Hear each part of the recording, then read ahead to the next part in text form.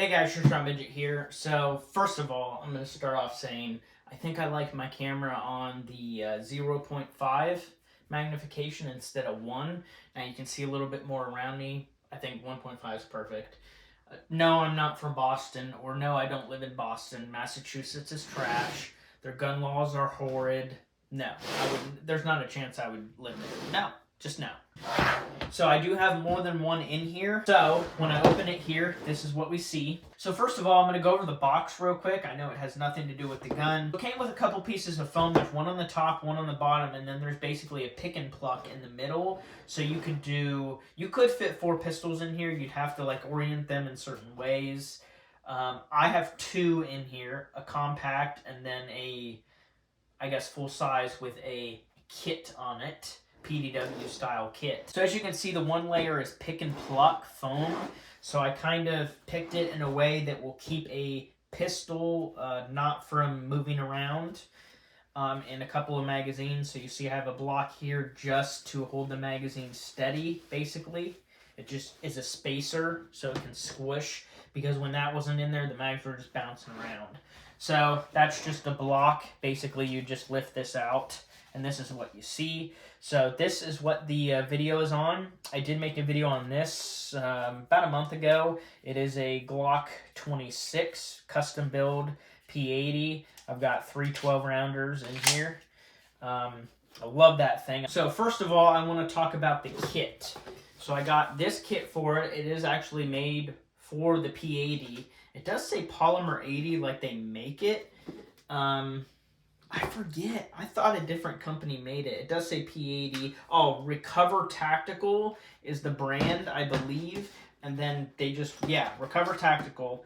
I was forgetting. And then it's the P80 version. You can buy a Recovery Tactical one that just fits like OEM Glocks, I believe. So this is for the 80%.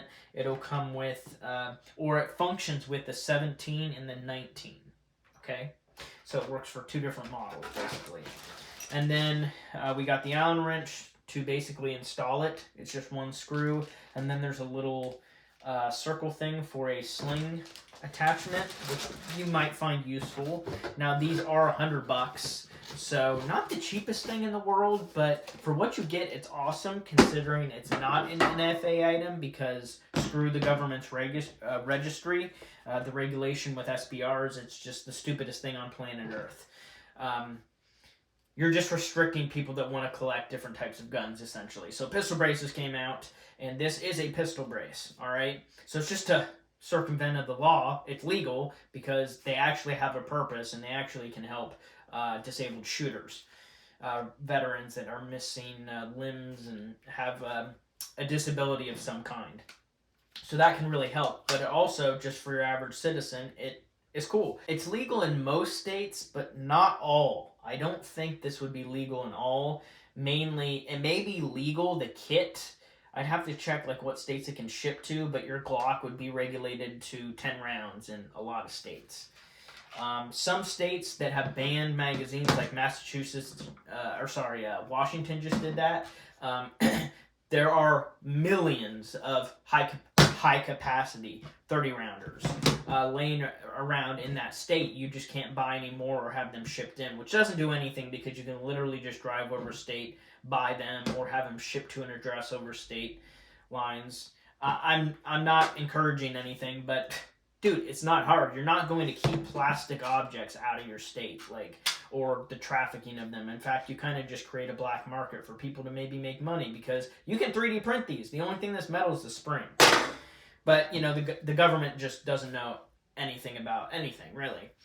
Just a bunch of morons. So, off my soapbox, this is the kit here. I will talk about the Glock, of course. Like I said, it is a P80 build.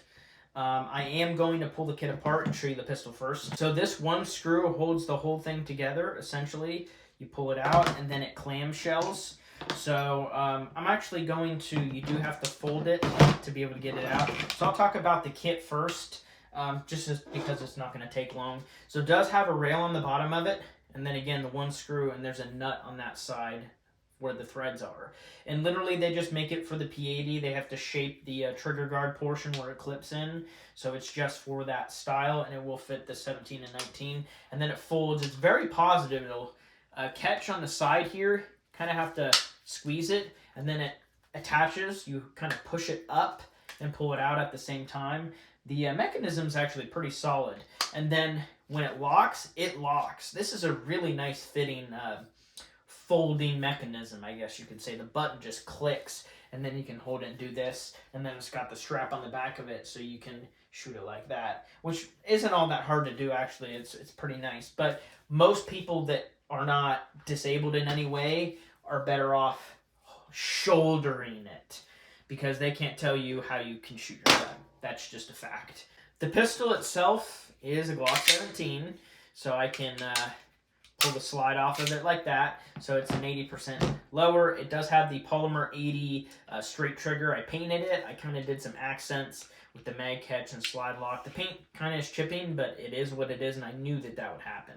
So I just kind of wanted some accents, and I really do kind of regret not doing this pattern of spray paint on here. So what I did is I had like a, I don't know what it is. It's like mesh, kind of like a rubber mesh thing, so you can keep stuff from slipping and sliding, and it's just a mat.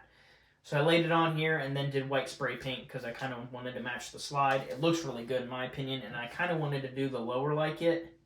I was a little scared of messing it up, and then I did this, and I was like, it doesn't look bad. So maybe eventually I'll do it on here, but I should probably take the internals out. And I just haven't gotten to that, and I don't know that I will in the end. So 80% lower, pretty nice. Put it together myself. And then the slide here, I've got a NDZ brand spring guide. I use these in all sorts of guns. I have 3 guns with these type of spring guides. They don't make them for like the 26, so that has something different. But it is a 17 pound, so it's a little bit stronger than stock. And then I have I found this on eBay. Oh shoot, I forget. So I purchased that muzzle brake on eBay, but this is what the package came in. It's very professional, and it's just a small business, I believe. I think they're out of Minnesota, which is kind of a weird place. KT Crafts, and they have a Twitter, Facebook. I did look them up on Instagram. Crafts KT. So I think it's just some small business owner. He maybe owns a gun shop, works at a gun shop, or just a regular guy that has like a milling machine. But yeah, pretty cool. They give you like a 30-day warranty, I guess. They call it a muzzle brake. That's literally all it is. It's just a muzzle brake. Now they make a couple different versions. I actually got the one for the Hellcat. Wasn't even made for the Glock. They have a different one with the Glock, which has the screw facing up, and it doesn't have this bottom portion. Now this cycle's fine. The spring guide does not get in the way. They have a cutout, so it works. So I got the wrong one, I guess. I do have 2 of these. I purchased one for my TPR9C as well, and it fits on there great. The spring guide doesn't stick out. Actually, it does, but it doesn't hit it. Yeah, it definitely does. Some pistols don't have that, like 1911s. It definitely has that, but it just is nowhere near hitting it. The Glock one, it did hit it a little bit. You can kind of see here where it nicked it when it was, cycling. But I haven't had any malfunctions, like major at all with this. I really haven't had any malfunctions with this. About 500 rounds, and I had 2 where the slide caught the casing because the spring is, like, so powerful. The slide is not... it's going back forward too fast before it can kick the case out. So that could be extractor, or it could be the spring weight. But again, only twice within like 500 rounds. That's not bad at all. Standard break-in, really. And it does have a 5-inch barrel. The barrel here is made by Swinson. I got a really good deal on it. Only spent $50. They were on sale. Threaded. It's just black, and it's very accurate. And that's what's attached here. I do have this permanently Loctited, red Loctite, and then the screws tightened down. I did that because the barrel's so long, I can still clean the whole slide. See how I can clean all that easily. Short barrels kind of, stop, of course, and a shorter slide, it's harder to clean. Winchester white box, 115 grain.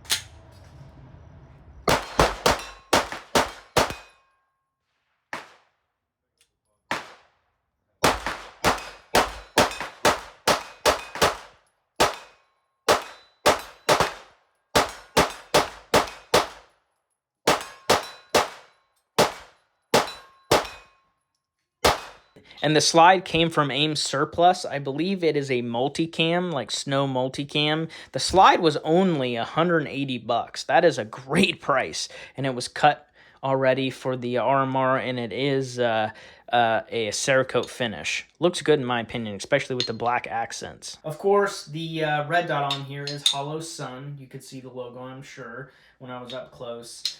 I did test this at 100 yards. You'll see footage of that. It actually is pretty accurate. The trigger is pretty heavy. This is one of my heavier Glock triggers, so it's rough. It's like pulling a staple gun. So, but when I kind of bench rested, you know, with my elbows on something, sitting down, it was pretty easy to make 100-yard hits. The barrel length on here is 5.3 inches, so just over 5 inches, full size, especially since it's threaded, it's got a little extra. I did also buy a charging handle wing on here. I bought that on eBay.